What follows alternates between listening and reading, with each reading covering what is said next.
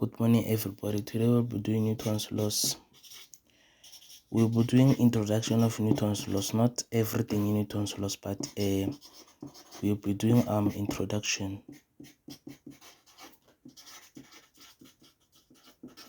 So for today we'll be dealing with the first law, second law, and third law. We'll be doing the introductions only. We'll be doing only introductions, and then what we'll be doing again are the forces. Introduction only. The forces I'm talking about, the tension force. This is also a force, is a tension, frictional force. Forces, there are two types of frictional forces, which is static force and kinetic force. We'll look at them when we go deeper. And then the last force, it is the normal force. Okay, so now let's start with the first law. Okay, now let's check Newton's first law. I will summarize the rest because of the time and stuff. So what you have to know, in Newton's first law, the Newton's first law states that an object will continue in a state of rest or motion. Okay, now check. When I say rest, it means the object is it is not moving, it is at rest, it is not moving. So acceleration is 0 meters per square seconds, it is at rest, it is like maybe someone sleeping or sitting down. And then motion, when something is now moving, when there is acceleration, when acceleration is greater than 1, when acceleration is applied, when a person is now moving, when a person is now running, when anything is moving. That's what we mean by motion. Okay, so check. So now the Newton's first law states that an object, okay, let me write it, wait. So here it is. An object will continue in a state of rest or motion at a constant velocity. You see this one? This one is a key point. It is very important. If you omit this one, you might get 0 out of 2 in your equation, in your exam, because this one is a key point. This one is the one that will make you get 2 marks, 0 or nothing. You understand? So what does it mean? Constant velocity means like an object must have a constant speed in a constant direction. You must also always put constant velocity. It also means that motion, that there is motion in a straight line at a constant speed, like maybe a graph like this, whereby it is increasing. You see, it is not changing.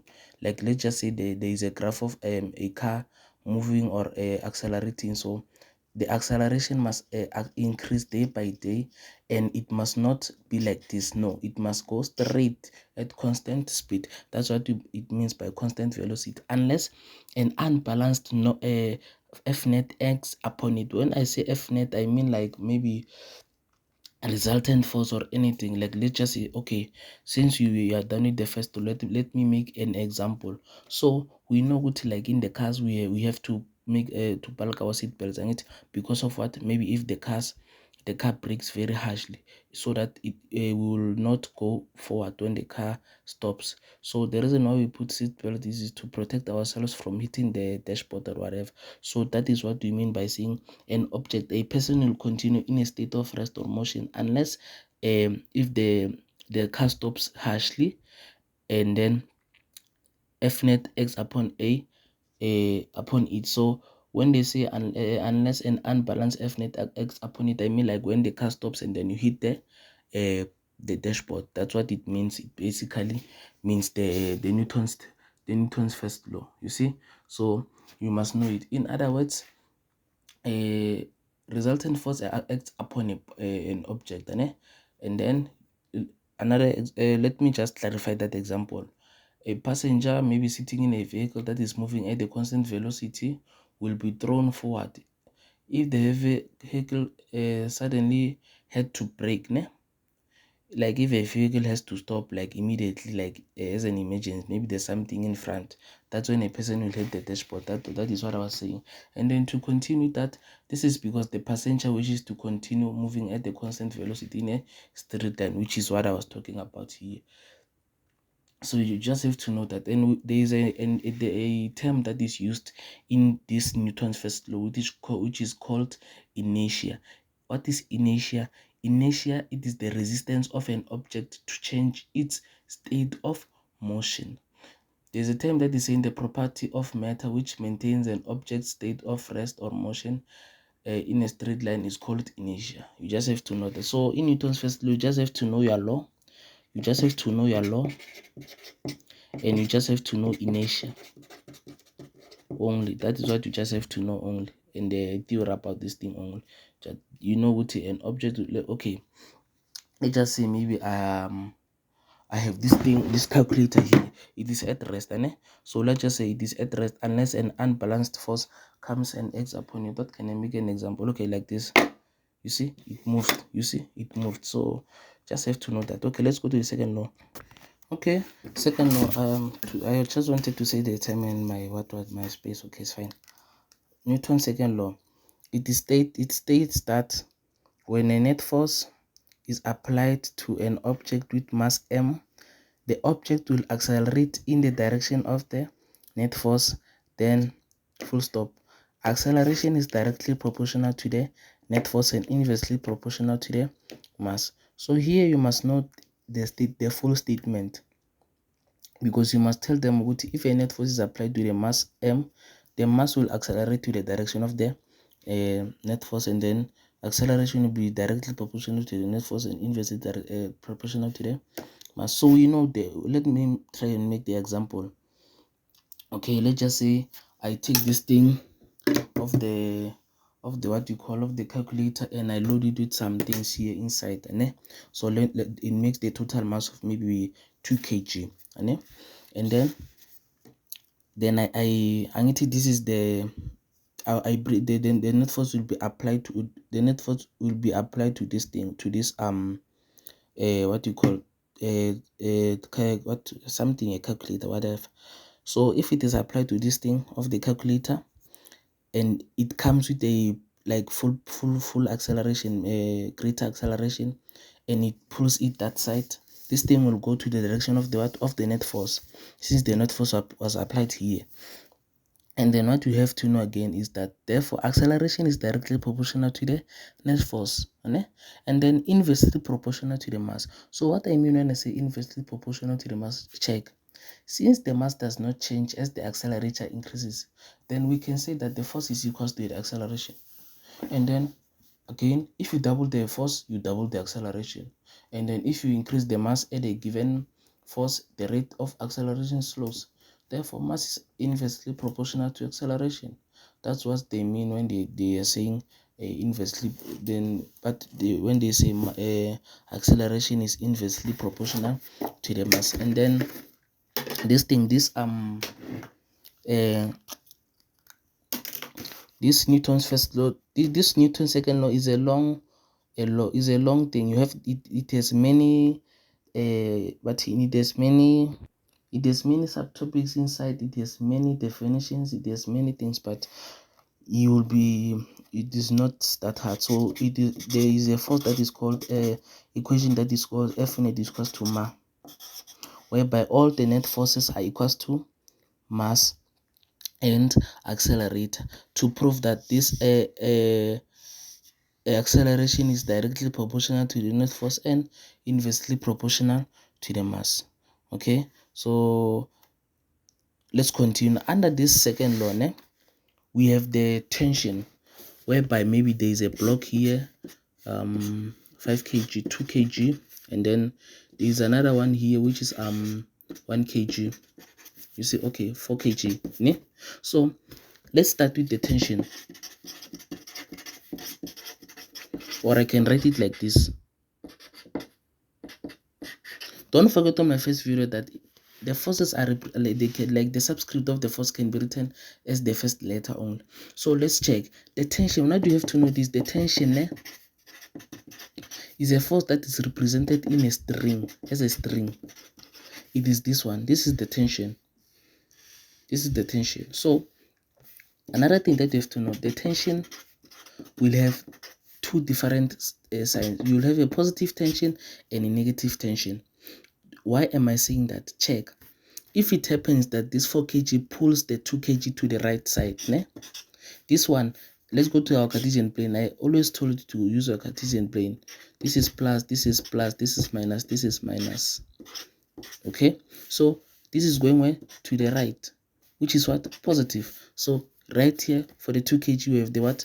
Positive tension. Okay, so now check, since this 2 kg it is being pulled that side by 4 kg, the 4 kg is now going where? Down, which is what? A negative tension. You see, you saw each and every time when you use this equation F net equals to ma, you must always have two different tensions when you do simultaneous, like forces acting upon 2 kg and forces acting upon 4 kg. You must also do that. We will do calculations when time goes on. Just that today I just wanted to give you a introduction and whereby you'll know what to do when you are dealing with the calculations. You see. Okay, so now let's check again. What can you do about the tension if it happens right now that this 2 kg pulls this 4 kg, or maybe it does 2 kg and 1 kg here, but this 2 kg will go to the left side. It will be what? A negative tension this time, and then this one will go where? Will go upward because it is being pulled. So when it goes upward, it will be what? A positive tension. That's why it is a negative tension and a positive tension. You must always know that. Always know that. Even if it is an inclined plane or a horizontal surface, you must always know that. So another thing that you have to know, we have two surfaces that will be dealing with you. We will have the horizontal surface and the what? Inclined plane. Whereby your thing will be like this, whereby this is the theta, this is the object. It can be two objects here and another one that is hanging here, one here or one here, or two objects here. You must have two objects only. The horizontal surface, it is this one. You see, so I was just giving you a brief. So another thing that you must check, we must check the frictional forces. We have two frictional forces. We have the static frictional force, which is represented in this equation, Fs. You see, and it is the coefficient, which is what? Mu s. It is represented like this, mu s. This is the coefficient, and then this is the magnitude. Like this is the unit you use for when they say calculate the magnitude of the static frictional force. You write this one, and the formula, it is what? Fs is equals to mu s times normal. We'll go to the normal force. I just wanted you to know this thing, this one, this force. Okay, and then the static frictional force, what is it? It is the friction that exists between stationary object and the surface on which it is resting. So when you see this name static, no good, it is dealing with objects that are at rest. So it is a friction that exists between objects that are at rest. You see. Okay, so the second one, the second friction, it is the kinetic frictional force, and then the formula, the equation for it, it is written like this, Fk. You see, this is K, this is F. I told you, you have forces. This is a force, and this is the subscript of the force, which is the first letter of K. You see, even the last time I said on the x-axis you write f of x. You see, just like that to shorten your things. And then the coefficient is a coefficient of mu k, which is the coefficient. We'll do more examples until you understand what I'm talking about. Okay, and then which is what? Fk is equals to mu k times normal. please note that the two coefficients don't have the unit and they are usually less than 1. If it is 0.15, just know it is 0.15 mu k is equals to 0.15 done. Please know that. Okay, so what is the frictional force? What is the kinetic friction? Kinetic friction, it is the what? It is the force that prevents the two objects that are in motion to move. Like it exists between objects that are in motion, so it prevents them from moving. So we also have the definition for the frictional force. So now we have 3 definitions. The frictional force. What is the frictional force? The frictional force, it is the force that opposes the motion of an object and acts parallel to the surface, and the object is in contact with.